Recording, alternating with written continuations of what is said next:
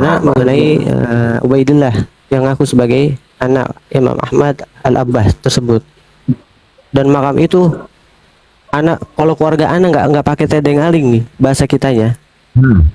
Kalau keluarga anak nggak pakai ngukur-ngukur, itu bisa aja datang untuk menggali. Anak yakin dengan kepala anak taruhannya nggak ada isinya itu. Allah. Bahwasanya ribut nasab ini hanya di medsos. Oh, tidak benar, tidak benar. Sekali lagi anak verifikasi dan anak validasi bahwa ribut nasab ini sudah mencapai Internasional. ranah kancah internasional. Allah. Anak bisa membuktikan. Alhamdulillah. Tadi ada anak nggak sengaja ada yang typing 4 nakobah mana. Ntar ujung-ujungnya kayak Mufti Yaman.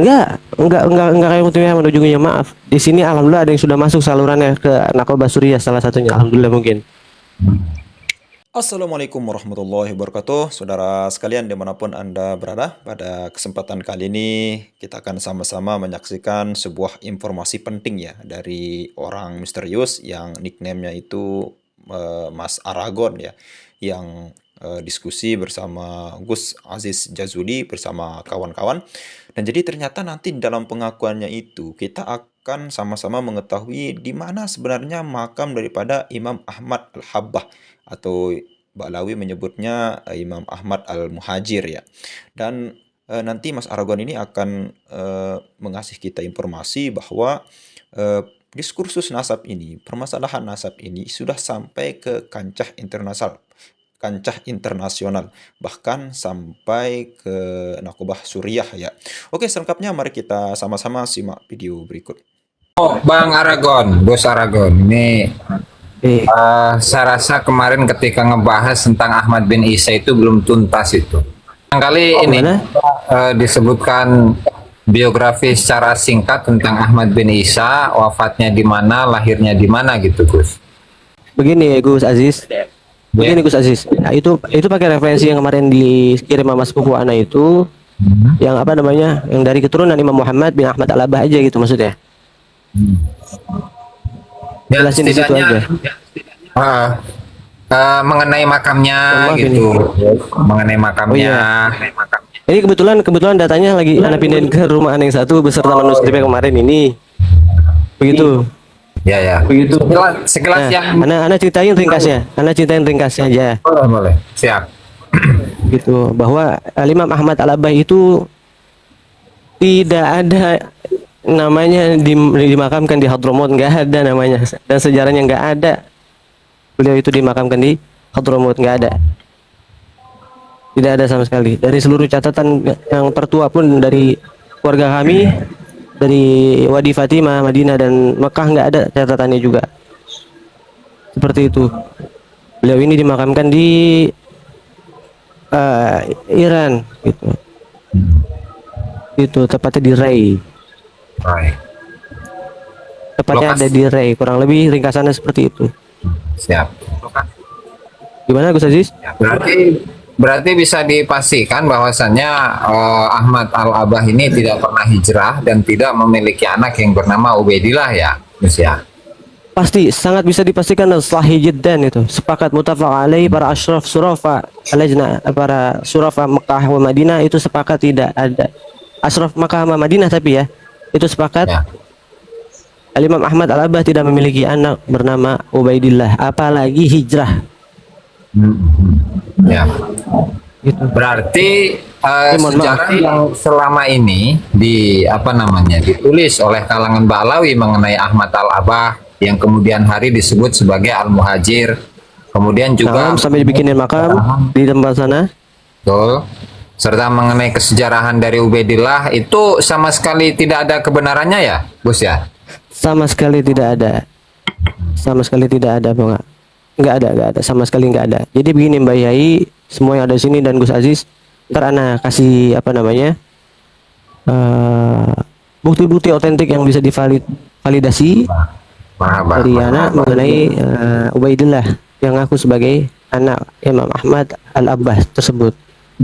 Dan makam itu anak, kalau keluarga anak nggak pakai tedeng aling nih bahasa kitanya. Kalau keluarga anak nggak pakai ngukur-ngukur, itu bisa aja datang untuk menggali. Anak yakin dengan kepalaan dan taruhannya nggak ada, maka nggak ada isinya itu. Allah. Ya, ya. Seperti Kalau itu, mohon maaf. komentar dari para asyraf yang ada di mana tadi, Mekah dan Madinah ya, Gus ya, Nah, mengenai nasab-nasab Balawi yang mungkin selama ratusan tahun tokoh-tokoh dari mereka itu juga tinggal di Hijaz lah ya, di Hijaz. Bagaimana dari awalnya? Apakah mereka pun juga tidak mengakuinya atau hanya sekedar apa ya? Apa namanya? Hanya kedekatan emosional sehingga ya gitulah, basa-basi gitulah. mereka ini dekat sama ulama Wahabi yang dari dulu tinggal di Mekah, termasuk Zain bin Smith. Allah. Nah, sedangkan ulama Wahabi ini, ntar Ana sebutkan namanya. Jadi di sini sensitif kalau Ana sebutkan. Ya. Nah, sedangkan ulama Wahabi yang didekatkan sama Zain bin Smith, ya betul itu, Zain bin Smith itu didekatkan sama dia. Apa namanya? Karena kenapa didekatkannya ke Wahabi? Karena Wahabi ini sangat dihargai oleh keluarga Salman bin Abdul Aziz.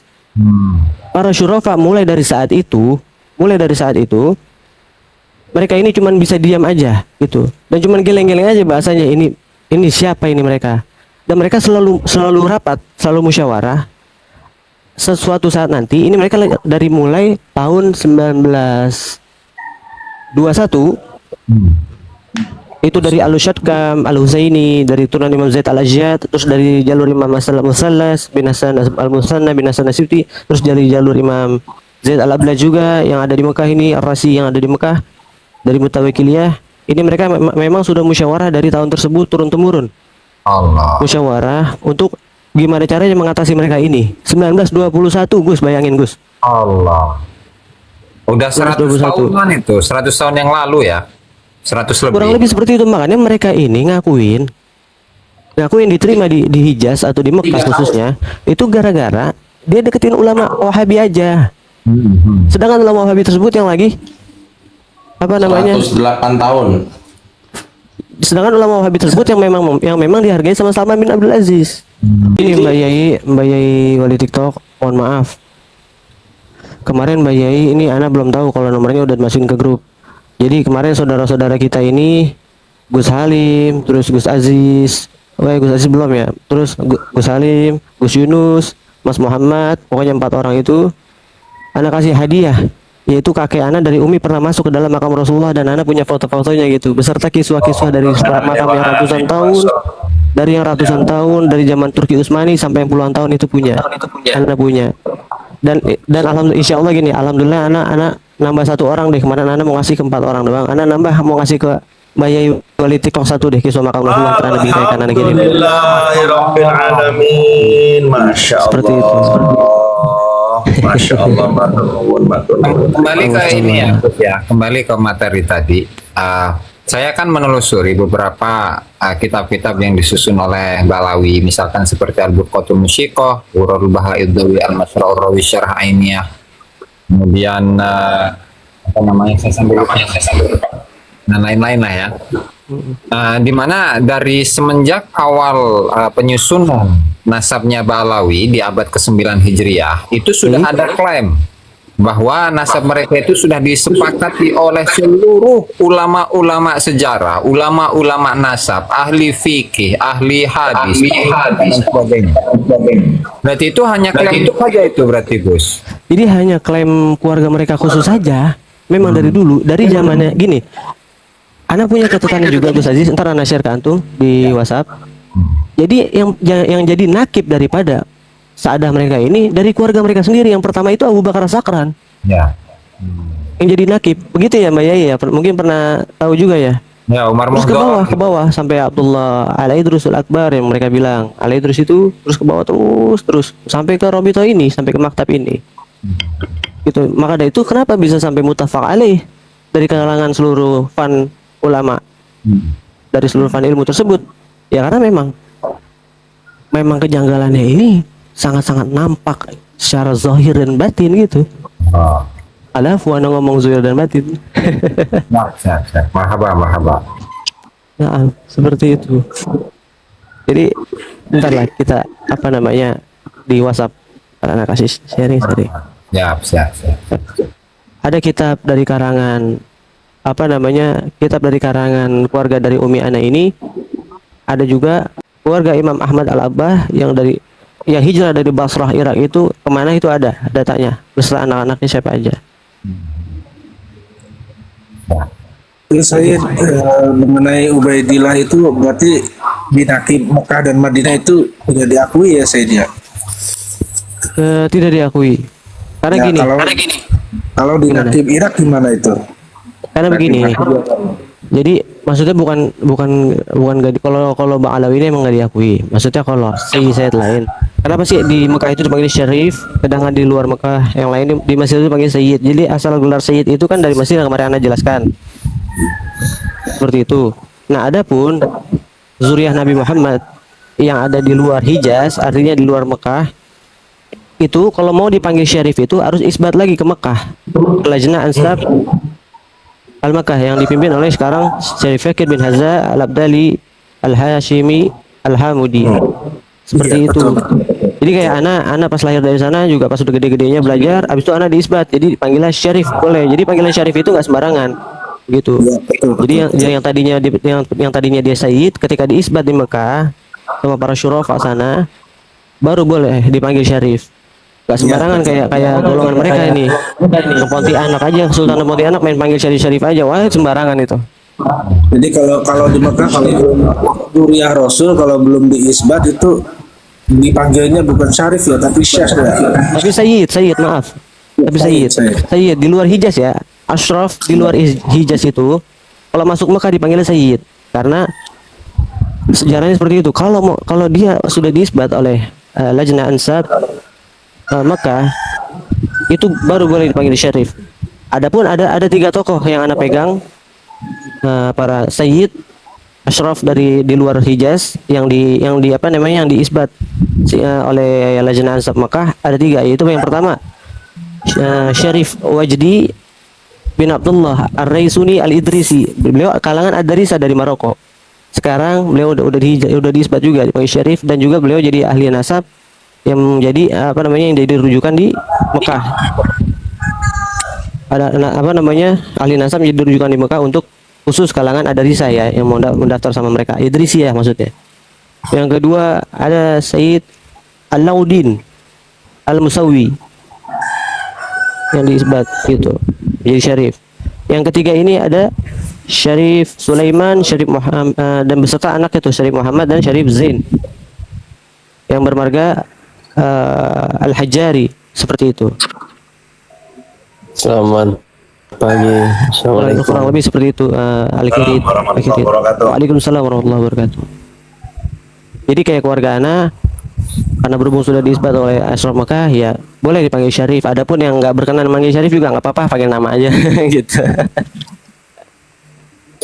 Ini Mas Aragon tentang apa namanya tuh Ibrahim bin Mansur kan ya, Ya. beliau kan Alawi. Nah, konon katanya Ibrahim bin Mansur kan masih Zuriyah Rasul. Apakah betul Ibrahim bin Mansur itu masih Zuriyah Rasulullah? Ini mau aneh yang jawab atau yang lain yang jawab? Aneh yang jawab. Iya, silakan jawab. Oh, aneh yang jawab ya. Iya, iya. Ya, jadi seperti yang Anda bilang kemarin kepada saudara-saudara Anda yang ada di sini, mungkin Pak Al-Kirin nggak ada, bahwa Ibrahim bin Mansur itu mengaku Al-Amir, pecahan dari Al-Abdali, Al-Amir Al-Hashimi. Dia ini hanya main-main saja di kantor Lajnah Ansab min Makkah. Begitu, dia bukan nakib dan nasabnya belum diisbat oleh Lajnah Ansab Makkah. Dan ini bisa Anda pertanggungjawabkan info ini untuk divalidasi. Kurang lebih seperti itu singkatnya. Silakan ditambahkan Mas Ajis. Yang tambahkan yang mana ini? Ibrahim bin Mansur katanya ada yang mempermasalahkan nasabnya mengenai statusnya sebagai apa itu Ya, benar. atau ahli nasab. Nasabnya mengenai Nasabnya Nabi Ya, diragukan. pokoknya intinya begini. Nasabnya itu sudah dikonfirmasi, belum diisbat intinya sama Lajnah Ansab Mekah yang dipimpin oleh Syarif Syakir bin Hazza bin Abdullah Al-Abdali Al-Hamudi Al-Hashimi Al-Hasani. Seperti itu Pak Kirit. iya. Dan info ini Anda dapat dari antar nakobah langsung. Soalnya saya pernah lihat videonya Mas Aziz di channel YouTube Gus Aziz Jazuli itu membahas tentang nasabnya Muhammad bin Mansur begitu. Ibrahim Ibrahim bin Mansur. bin Mansur. Sekali lagi Silakan ada. Bang Kirit cek di YouTube-nya Gus Aziz Jazuli. Iya, silakan cek di YouTube itu sudah Anda jelaskan. Nah itu mengenai apa namanya tuh Ubaidillah yang konon katanya bin Ahmad Nah, itu belum apa namanya tuh tidak diakui oleh nakib Mekah dan Madinah. Apakah di Irak itu mengakui, di nakib-nakib negara lain diakui, apakah tidak gitu? di Irak jangankan mengakui, maaf, sebelum bicara mengakui, Gus Aziz ya kemarin ya kita udah bicara dan Ana ada buktinya. Oh. Kita nggak usah bicara diakuinya atau belum. Ya. Jadi nakobah Irak ini yang mengesahkan lauhah Ana ini yang dipimpin yang bermarga An-Nuaimi, ketuanya An-Nuaimi Ar-Rifai. Nakobah Irak ini belum lama ini beberapa hari yang lalu sampai ganti stempel gara-gara ada polemik nasab Ba'alwi ini. Gara-gara Ba'alwi pernah berkunjung ke nakobah Al-Irak. Itu karena ditakutkan undangan tersebut yang ada stempel daripada Nakobatul Ashraf Irak dijadikan senjata oleh Ba'alwi dengan adanya polemik seperti ini bahwa kami pernah berkunjung ke nakobah Irak dan kami diterima. Maksudnya berarti kan mereka ini diakui secara mereka seakan-akan mau menunjuki seperti itu takutnya sampai segitu waroknya ketua nakobah Irak mengganti stempel. Silakan Pak Halim Gus Salim di spill. Setuju. Harus Silakan di diganti. spill Pak Halim. Nih, ini yang kemarin Anda kirim dari untuk saudara-saudara Anda. Suaranya. والآن وهذا ختمي الرئيسي للذين نصدر لهم شهادات مصدقة بالأختام الحية، وهذا الختم الرسمي نقابة نقباء أساتذة الأشراف بني هاشم العالمين العربي والإسلامي. Seperti itu kurang lebih. Video lengkapnya ada. نقابتنا نقابة موثقة Lanjut. مرخصة. Seperti itu Pak Kirit. Mengenai pengakuannya, ya Anda bisa nilai sendiri. Begitu. Karena Irak juga mencatat anak daripada Imam Ahmad Al-Abbas selaku tempat hijrahnya juga. Adapun di petanya itu anaknya ditulis nggak ada Abdullah atau Ubaidillah seperti itu. Itu di peta Gus yang Anda bahas tadi Gus. Ada 4 peta Gus. 4 peta itu umurnya dari ada yang dari tahun sekian tanah kasih tahu di belakang nggak Anda mau sebutin di sini. Ya. Itu peta tersebut itu ntar Anda bisa cross check sendiri. Ini peta kuno ini. Petanya Imam Ahmad Al-Abbah dan Imam Abdullah Al-Mahdi Anda juga ada. Masing-masing ada 4. Begitu. Jadi di bawah peta tersebut ada penjelasan bahwa Imam Ahmad Al-Abbah ini hijrah bersama anak-anaknya dan di situ disebutinnya yang kita ini tahu setelah itu Ubaidillah.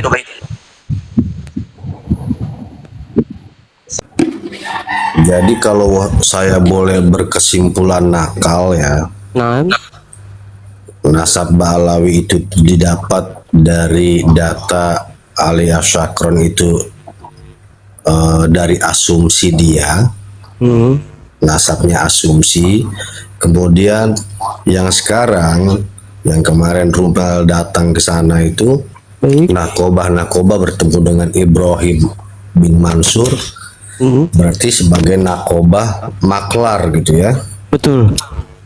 Jadi nasabnya berdasarkan asumsi, nakobahnya berdasarkan maklar. Seperti itu. Gara-gara curhatnya salah satu orang yang mubahala di depan makam Nabi. Terus abis itu dia curhat dengan Ibrahim bin Mansur. Akhirnya Ibrahim bin Mansur itu menyahuti sebagai dia ngaku sebagai nakib ingin membantu. Seperti itu. Ini kalau komentar nakal saya gitu ya. Jadi Masya Allah terhinakan sekali gitu.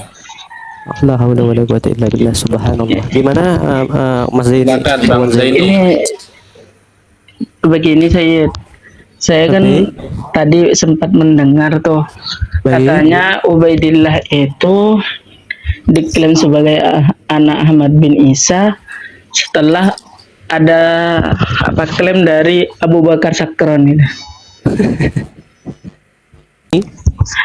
Saya kan lihat kitab Al-Ataya As-Saniyah kalau nggak keliru itu tadi saya sambil lihat kitab misalnya itu juga ada menyebutkan nama Ubaidillah, sedangkan kitab itu kan sebelum Abu Bakar Sakron. Itu maksud Gus Ali maksudnya. Oh jadi Ba'alawi itu sering datang ke Nakobah sana gitu?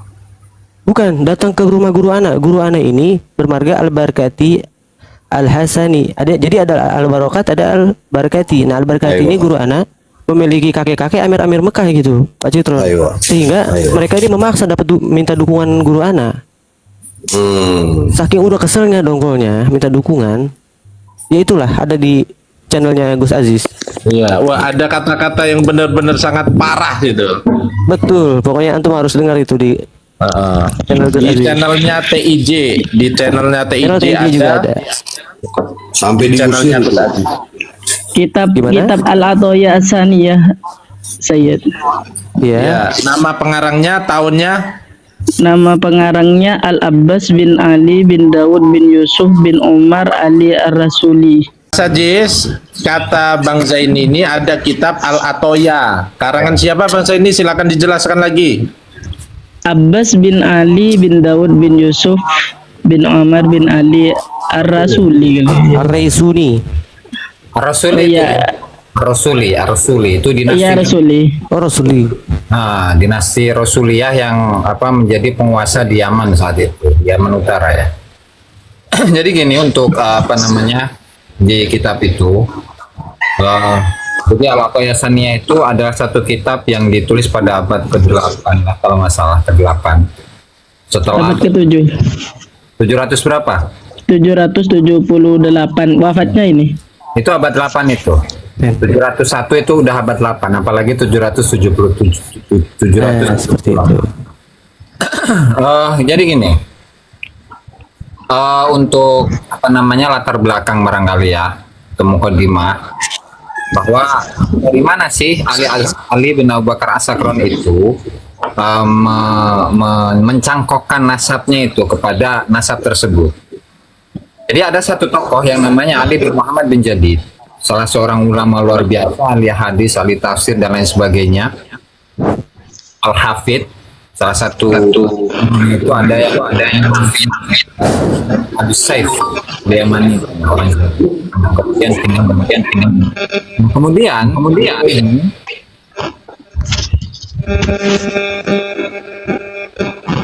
Kemudian beliau ini itu dalam satu istilah sanadnya menuliskan nasab beliau secara lengkap itu, Gus. Nah, di situ kemudian menyebutkan nasab beliau itu Jadid bin Abdullah bin Ahmad bin Isa. Dan itu dituliskan juga itu oleh Bahauddin Al-Janadi dalam kitabnya As-Suluk. Nah, kemudian para ulama-ulama setelahnya itu mengcopy atau mengambil data tersebut, menyalin data tersebut dalam kitab-kitab di generasi-generasi berikutnya. Mulai dari Al-Ataya Saniyah, kemudian Tuhfatuz Zaman, kemudian ada Tabaqatul Khawas dan lain sebagainya. Untuk leluhur Ali bin Abu Bakar As-Sakron dengan Ali bin Muhammad bin Jadid beda orang. Kemudian oleh Ali bin Abu Bakar As-Sakron itu diaku sebagai Jadid itu adalah kakek sebelah kami. Jadi Jadid dengan Alwi itu adiknya. Jadid itu adiknya, kakaknya itu Alwi. Gitu. Nah, lalu kemudian oleh Ali bin Abu Bakar As-Sakron itu dengan menyalin beberapa data-data yang ada dalam kitab As-Suluk itu bahwa leluhur kami yang namanya Ubaid itu sama dengan leluhur Ali bin Muhammad bin Jadid yang namanya Abdullah. Karena apa? Karena Ubaid ini karena saking tawaduknya, sehingga untuk memberikan atau memanggil atau dipanggil dengan nama Abdullah tuh nggak mau, sehingga diganti dari Abdullah menjadi Ubaidillah. Nah, Ubaidillah dulu nih. Nah, setelah kemudian merasa, ketika saya itu dipanggil Ubaidillah masih belum pantas. Kenapa? Karena ada idhofah lafdzul jalalah, sehingga untuk menghilangkan hawa nafsunya itu atau perasaan merasa dirinya pantas untuk disandingkan dengan lafdzul jalalah, sehingga dihilangkan juga itu lafdzul jalalah sehingga menjadi Ubaid. Yaitu bentuk istihad yang dilakukan oleh Ali bin Abu Bakar As-Sakron dalam mencangkokkan nasabnya kepada Rasulullah Shallallahu Alaihi Wasallam. Saudara, masalah.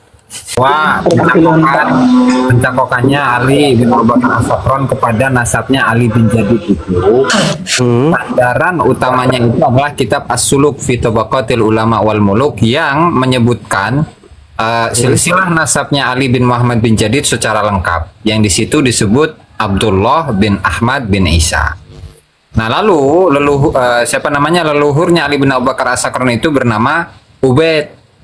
Nah, sehingga asumsikan bahwa saking tawaduknya Abdullah ini, maka beliau itu nggak mau untuk dipanggil Abdullah, tetapi menjadi Ubaidillah, dan merasa nggak pantas lagi melakukan dirinya gitu sebagai hamba kecil daripada Abdullah gitu. Nah, kemudian karena di situ masih ada lafdzul jalalah, sehingga lafdzul jalalahnya itu pun nggak pantas disandingkan dengan namanya, sehingga dibuanglah lafdzul jalalah sehingga menjadi Ubaid. Nah, maka leluhurnya Ali bin Abu Bakar As-Sakron yang bernama Ubaid itu alias Abdullah bin Ahmad bin Isa gitu. Nah, masya Allah. Ajib. Alhamdulillah, nambah wawasan baru. Ajib. Waduh. Ini perlu di-compare nih Gus Aziz sama manuskrip yang ada di Nakobah kami, dan yang ada di keluarga kami juga yang di Wadi Fatimah, Madinah. Jadi ntar ana minta para ami-ami ana nih, para paman-paman ana di sana, ana minta daripada manuskripnya mereka ini biar kita compare, kita sandingkan untuk jadikan bahan gitu. Mas Aragon, berarti tidak benar ya apa kata mereka bahwasanya ribut nasab ini hanya di medsos? Oh, tidak benar. Sekali lagi ana verifikasi dan ana validasi bahwa ribut nasab ini sudah mencapai internasional, ranah kancah internasional. Allah. Ana bisa membuktikan. Alhamdulillah. Tadi ada ana nggak sengaja ada yang typing 4 nakobah mana. Ntar ujung-ujungnya kayak Mufti Yaman. Enggak kayak Mufti Yaman ujungnya, maaf. Di sini alhamdulillah ada yang sudah masuk salurannya ke Nakobah Suriah salah satunya. Alhamdulillah mungkin. Jadi karena ini adalah dosa besar, betul. Jadi jika hal ini dibongkar di zamannya belum ada media sosial, mungkin tidak sepadan dengan dosa yang dilakukan, begitu ya? Bagaimana? Jadi ini kan dosa besar. Nah. Seandainya hal ini dibongkar di zaman belum ada media sosial, belum ada media-media luar biasa sampai sambungannya internasional, tidak akan sepadan dengan apa yang sudah dilakukan mereka. Ratusan tahun. Mohon dicarikan catatan-catatan mengenai tokoh-tokoh yang dikirimkan oleh Turki Utsmani ke Nusantara. Turki Utsmani ke Nusantara. Oh, baik. Insya Allah ada. Karena dulu kan selain selain berdelegasi oleh Sultanan Aceh, Wabil Khusus Nusantara, itu Turki Utsmani juga kan mengurusi bagian masalah Ka'bah, Haramain, seperti itu kan. Sampai keluarga kami nih, Mbak Yai, terutama Umi Ana, sampai memegang kiswah Ka'bah yang dari zaman Turki Utsmani ada di rumah kami. Dari zaman Sultan Bayezid I gitu. Masa iya data ini nggak ada, sedangkan kiswah aja ada, masa data nggak ada kan gitu. Betul. Seperti itu kan Gus Aziz ya. Pastilah. Alhamdulillah ada itu. Ntar Mbak Yai kalau ini lewat video call coba ntar lihat-lihat. Itu mah pesawat udah selesai tuh, penelitian Turki Utsmani udah selesai tuh. Iya. Ini kata Mio, logat Ana katanya mirip Balawi. Oh, mohon maaf, Ana kelamaan di ini. Jadi baru pulang dari Indonesia 2018. Balawi nggak begitu. Logat Balawi itu koyo Suroboyoan. Saya mengenai ini saya mau tanya mengenai hari Jumat mengisbat Bang Alawi itu bagaimana saya? Ya, itu balik lagi ke kerabatan dan ketidakenakan dia kepada Al-Balawi. Makam Muhammad Al-Bakir itu di Madinahnya atau yang di Iran ya? Kan ada dua makamnya. Ada dua. Muhammad Al-Bakir di Rai. Menurut Di Rai, catatan ya? di Rai. Wah, berarti ada tiga berarti versinya. Iya, Selama ini Kiai Jawa meyakini bahwa Muhammad Al-Bakir atau yang dikenal Syekh Subakir makomnya di Sulawesi. Salah, Tapi ini adanya di Rai, mohon ternyata maaf. Adanya di Rai dan para asyraf sana, surafal sana sudah masyhur dan apa namanya? Dan sudah tidak asing dengan makam Imam Muhammad Al-Bakir ini yang berada di Rai ini. Bahkan keluarga Al-Mutawakiliyah Yaman dan Mutawakiliyah Tabaristan banyak dimakamkan di sana juga, raja-raja Mutawakiliyah Yaman dan Tabaristan. Termasuk Itu makam yang- Ahmad bin Isa. Termasuk makam Ahmad bin Isa. Betul. Iya, iya, yang Berarti yang Najaf ya. ini sekedar konfirmasi, berarti kemarin Di yang di Najaf nggak sih? podcast Ahmad bin Isa? Gimana? Di Najaf, Ahmad bin Isa kan di Najat, afwan, di Najat. di Najaf. Najaf, afwan, anak ke bawah itu ini. di Najaf sih Ke bawah. yang di pada Suka TV, Kiai Imad dengan Gus Rumel yang menyepakati keduanya antara Rumel dan Kiai Imad itu menyepakati bahwa tidak ada satupun kitab yang menerangkan bahwa Ahmad Muhajir itu hijrah ke Yaman. Itu betul ya. Betul Dan sekali. Dan tidak ada satu kitab pun yang menerangkan bahwa Ahmad bin Isa bergelar Al-Muhajir. Betul ya? Betul. Nah, berarti tidak ada yang perlu diperdebatkan lagi setelahnya itu kan? Sepakat. Sepakat. Berarti saya pass Anaknya untuk Isa kali Arumi ini itu namanya Ahmad Al-Abah namanya. Ahmad Al-Abah bukan Al-Muhajir. Ya, beliau tadi bilang juga bukan Al-Muhajir ya, tapi Al-Abah. Iya. Iya, betul. Berarti itu kesepakatan Kiai Imad dengan Gus Rumel. Iya, itu selanjutnya ya. Menyepakati itu. Tidak ada Nah, itu. berarti kalau sudah menyepakati itu berarti makamnya aja tidak di sana, hijrahnya aja tidak ada kan gitu. Berarti yang di sana kan udah lain urusan lagi kan? Nah, Itu gitu. Nah, di sini bertemu dengan Sarif, Haidar, Masya Allah, saya menyatakan taslim yang ke-7 kali. Ya. Masya Allah, alhamdulillah. Masya Allah. Allahumma shalli ala Sayyidina Muhammad. Oke, saudara sekalian, luar biasa sekali apa yang disampaikan oleh, kalau bisa kita bilang, Mas Aragon ya, nickname-nya. Nah, jadi beliau ini merupakan salah satu anggota dari Naqobah Arab Saudi ya. Nah, jadi ada beberapa hal yang sangat penting untuk kita ulang, kita bahas, untuk kita ingat dengan apa yang disampaikan oleh Mas Aragon tadi terkait dengan siapa dan di mana makam sebenarnya daripada Imam Ahmad Al-Habbah ini. Ya, bukan Muhajir ya, karena di dalam akhir video tadi kita disuguhkan bahwa di dalam podcastnya pada Suka TV itu sudah sepakat bahwa Gus Rumail dan Kiai Haji Ahmaduddin itu sepakat bahwa Ahmad bin Isa itu tidak pernah hijrah ke Yaman, saudara sekalian. Oke, terkait dengan hal itu, apa yang disampaikan oleh Mas Aragon yaitu makam Ahmad bin Isa atau jangan kita sebut bin Isa ya, Imam Ahmad Al-Habbah ya, itu ada di, kata Mas Aragon itu ada di Iran ya, di Rai kalau tidak salah. Nah, jadi itu yang pertama. Dan yang kedua, untuk Abu Bakar Asyakron itu sampai kepada Ali Drus Al-Akbar di Robitos, dan sampai kepada Robitos sendiri mereka semua surah dan istifadah dan diakui oleh mereka sendiri tentang kesahihan daripada nasab mereka sendiri. Nah, jadi dari Abu Bakar As-Sakron dari dulu sampai kepada Idrus Al-Akbar atau sampai kepada yang sekarang itu Rabithah Alawiyah dalam mengisbat daripada nasab Alawiyah itu ya surah al-istifadah dengan kesahihan nasab Alawi diakui oleh seluruh dunia, ijma ulama kata mereka. Ya, kalau bisa kita bilang, kita teliti ulama yang mana surah al-istifadah oleh Siapa? Ternyata kalau kita teliti itu surah Istiqadah, terus kemudian diakui oleh ijma ulama dari kalangan mereka sendiri. Hal ini sudah menjadi rahasia umum ya saudara sekalian. Ini bukan pertama kali untuk kita ucapkan oleh banyak sekali orang-orang atau kiai-kiai, gus-gus yang mengucapkan hal semacam itu. Itu yang kedua. Dan yang ketiga, panggilan keturunan Nabi di luar Arab itu, kata Mas Aragon, saudara sekalian, itu harus dikonfirmasi kepada Lajnah Al-Ansab di Makkah ya saudara sekalian. Kenapa? Karena yang namanya kita dipanggil Said, Syarif itu sangat-sangat berat sekali. Karena ada pengakuan dari Lajnah Ansab di Makkah ya saudara sekalian. Nah, adapun panggilan Habib ya itu mungkin dari Yaman ya saudara sekalian. Kita tidak tahu.